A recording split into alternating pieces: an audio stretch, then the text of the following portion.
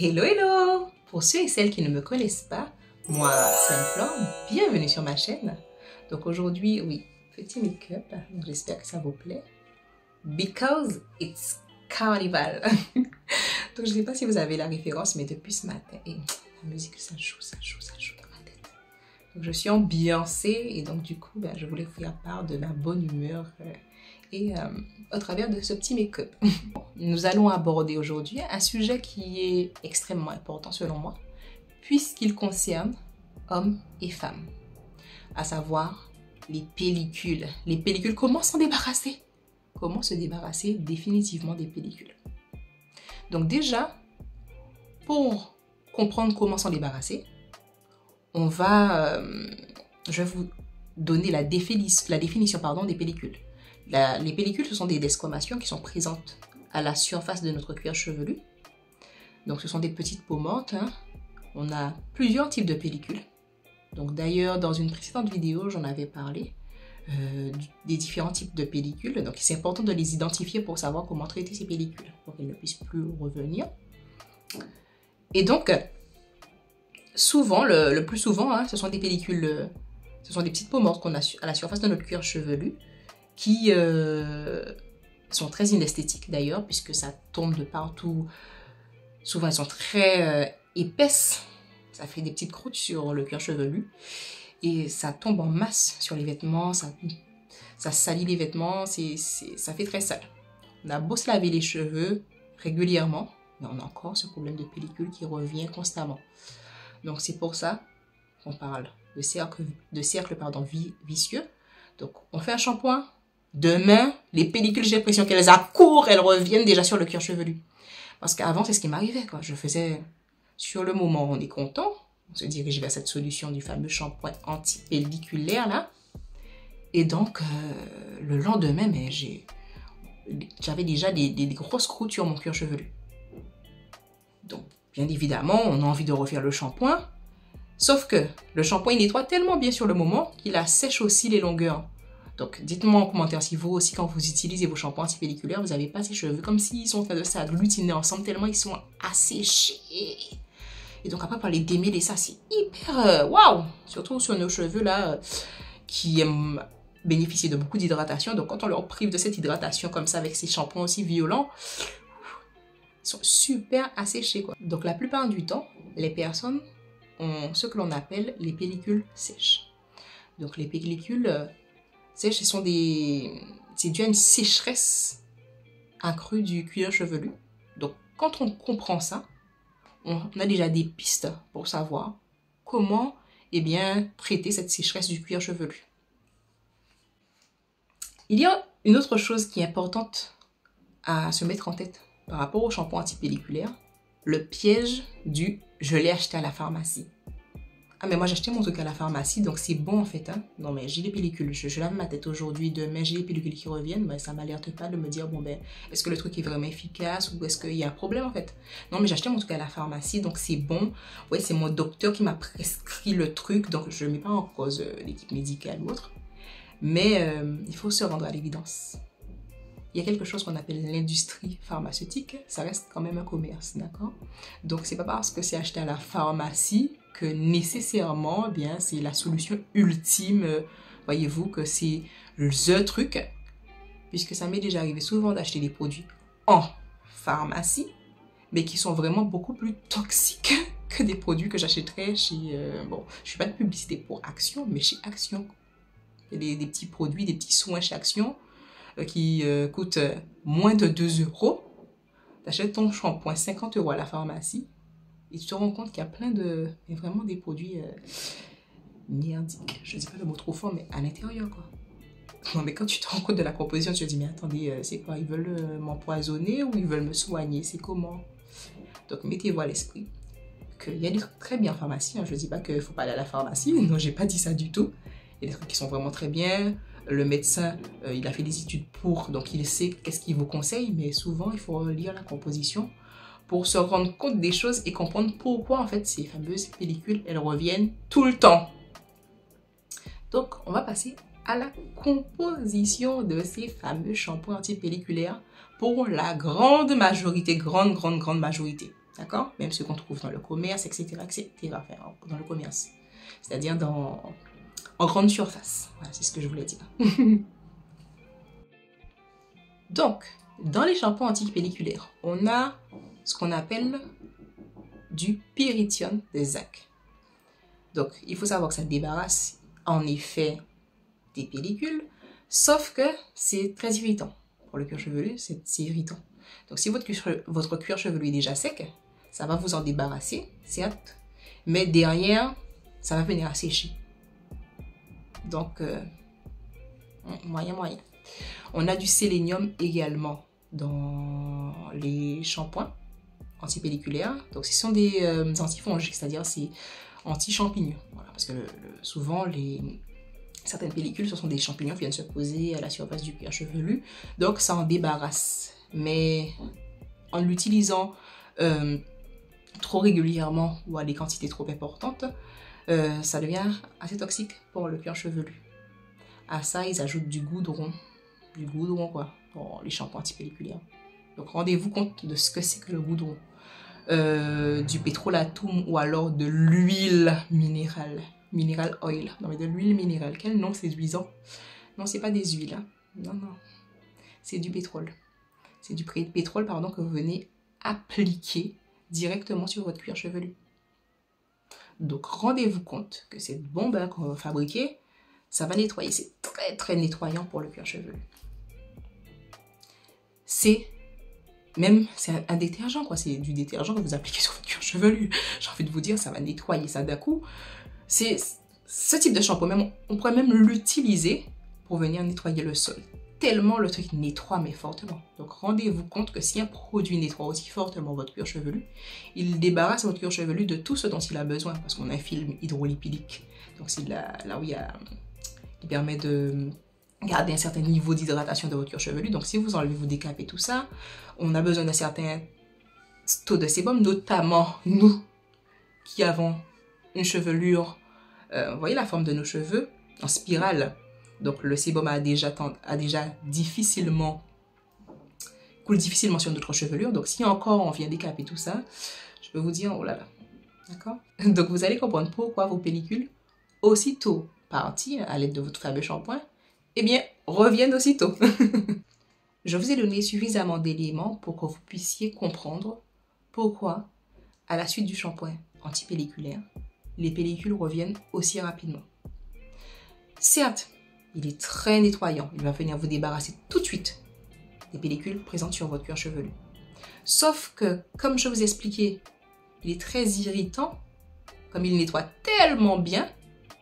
Donc le cuir chevelu, il redevient aussitôt très sec. Donc qui dit sécheresse, eh bien, les pellicules viennent se reformer. Donc votre cuir chevelu va encore former des petites croûtes. C'est pareil sur votre peau. Si vous ne mettez pas de crème, d'accord, vous allez voir que eh bien, la peau va commencer à se soulever tellement elle va s'assécher. Faites l'expérience. Mais surtout, sur la plante des pieds, ça arrive qu'on néglige cette partie du corps puisque, voilà, quoi, c'est pas une partie qu'on expose comme les bras, les jambes, etc. Elles sont toujours dans les chaussures. Mais quand on les hydrate pas régulièrement, eh bien, la plante des pieds croûte beaucoup. Donc il y a plusieurs facteurs qui engendrent les croûtes, hein. Mais déjà en l'hydratant suffisamment, en mettant de la crème tous les jours, moi j'en mets tous les jours, eh bien on observe que ça reste tout doux et bien hydraté. Donc pareil pour le cuir chevelu. Donc si vous avez quelque chose qui vient constamment assécher ce dernier, eh bien il va reformer les croûtes. Tout le temps, la peau va se soulever puisque le cuir chevelu sera trop sec. Donc, que faire? Que faire pour pallier à cela? C'est ce qu'on va voir maintenant. Donc, dans un premier temps, ce que vous pouvez faire, c'est brosser les cheveux à l'aide d'une brosse adaptée, genre Tangle Teaser, ou alors une brosse avec des poils plutôt souples pour ne pas arracher les cheveux et irriter votre cuir chevelu. Donc, vous allez brosser pour retirer un maximum de matière sur votre cuir chevelu et dans vos cheveux, hein, puisque ça a tendance à gripper les cheveux, etc. Ensuite, vous pourrez appliquer une argile sur le cuir chevelu. qui va venir éliminer les toxines. Donc, ça va capturer les toxines que vous laisserez poser 15 minutes et puis vous rincerez abondamment à l'eau tiède. Troisième chose que vous pouvez faire pour éviter d'avoir des pellicules, c'est des gommages. Donc, vous pouvez utiliser un gommage, mettre un peu de, on appelle ça encore, de bicarbonate de soude dans votre shampoing. Un shampoing doux, hein, je précise sans sulfate, parce que le sulfate reste quand même assez astringent pour le cuir chevelu. Donc, un shampoing doux auquel vous allez ajouter le bicarbonate de soude, masser délicatement votre cuir chevelu avec et rincer abondamment à l'eau tiède pour bien éliminer toutes les saletés présentes sur votre cuir chevelu. Vous pouvez également faire un gommage avec du sel. Donc, il y a des personnes qui utilisent le gros sel, mais je trouve que le gros sel, il est quand même trop dur et peut vous blesser au niveau du cuir chevelu, vous provoquer des petites plaies. Donc, mieux vaut utiliser un sel fin, du sel de table, que vous allez venir mélanger à de l'huile d'amande douce, par exemple. Donc, l'huile d'amande douce va permettre de nourrir le cuir chevelu qui est déjà sec et faire un petit massage tout en douceur. Déjà, ça fait du bien. En plus, ça permet de stimuler la circulation sanguine. Et qui dit stimulation sanguine, la croissance, ça ajoute sur la croissance des cheveux. Autre chose que vous pouvez également faire, c'est appliquer en rinçage sur les cheveux une eau vinaigrée, une eau à base de vinaigre de cidre. Puisque le vinaigre de cidre a cette faculté, il vient de débarrasser des cellules mortes. Et les peaux que vous avez sur le cuir chevelu, ce sont bien des cellules mortes.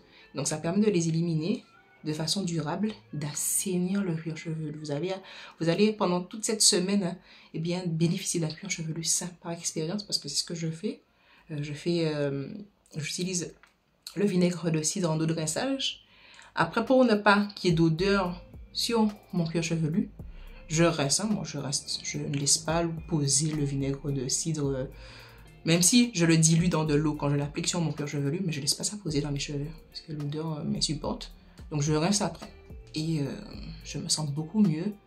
Ou j'en mets un petit peu dans l'argile que je prépare pour mettre sur mon cuir chevelu, ou dans les préparations que je mets sur mon cuir chevelu. Et ça fait du bien dans mes soins. Et après, je rince pour ne pas garder l'odeur. Et ça part très bien et mes cheveux sentent bon. Et voilà. Vous pouvez également utiliser des hydrolats à base d'ortie, l'ortie piquante, puisqu'elle va venir notamment pour les pellicules grasses, vous débarrasser des pellicules grasses. C'est très très bon, l'ortie, pour ce type de pellicule. Donc vous pouvez en appliquer sur votre cuir chevelu, ça va vous faire du bien. Donc ces conseils naturels, vous verrez, c'est en utilisant ces produits naturels que vous serez débarrassé sur le long terme des pellicules. Et pensez à faire des bains d'huile assez régulièrement, puisque votre cuir chevelu, il est asséché. Il est asséché. Et c'est pas une maladie, hein. Il y a plusieurs maladies du cuir chevelu qui existent, notamment le psoriasis ou autre, il y en a pas mal. Mais là, c'est pas une maladie que vous avez quand vous avez des pellicules sèches. Comme je vous expliquais, souvent c'est dû à une sécheresse juste de votre cuir chevelu. Donc, déterminez ça pour venir appliquer de l'huile.